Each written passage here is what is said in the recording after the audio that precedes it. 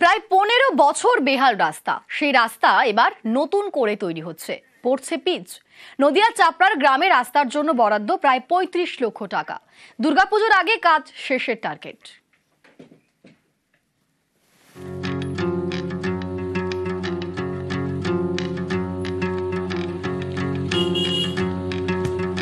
রাস্তায় পড়ছে পিচ।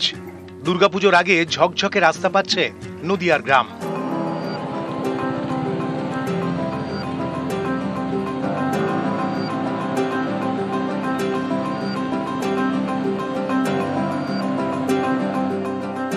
চাপড়ার পিঁপড়াগাছি গ্রাম পঞ্চায়েতের কড়ুইগাছি।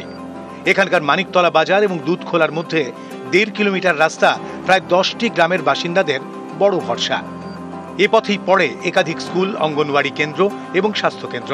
স্থানীয়দের দাবি, এমন একটি গুরুত্বপূর্ণ রাস্তা প্রায় 15 বছর ধরে বেহাল। ইটের রাস্তায় খানাখন্দ, যাতায়াত করতে হয় ঝুঁকি নিয়ে। বর্ষায় দুর্ভোগ আরও বাড়ে।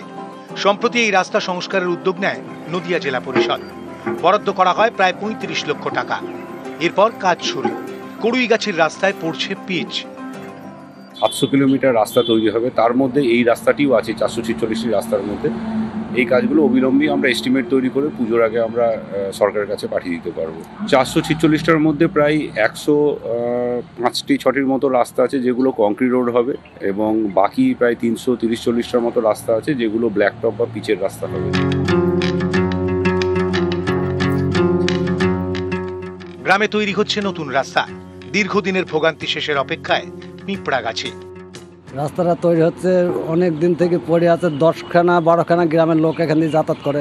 জায়গা এখন রাস্তাটা হয়ে যাচ্ছে, মানুষ সব খুশি হবে। রাস্তাটা দীর্ঘ প্রায় 10-15 বছর বেহাল হয়েছিল, জলকাদা হইতো, অ্যাক্সিডেন্ট হইতো।